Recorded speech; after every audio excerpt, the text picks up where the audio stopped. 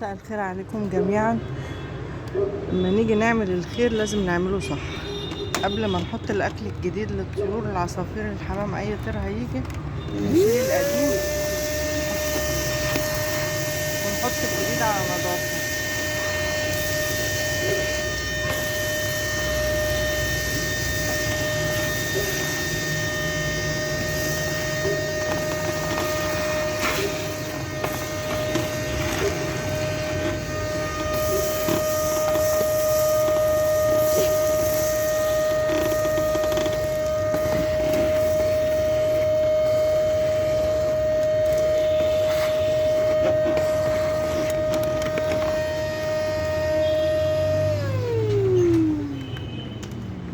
كده نضفنا، نحط لهم بقى اكلهم.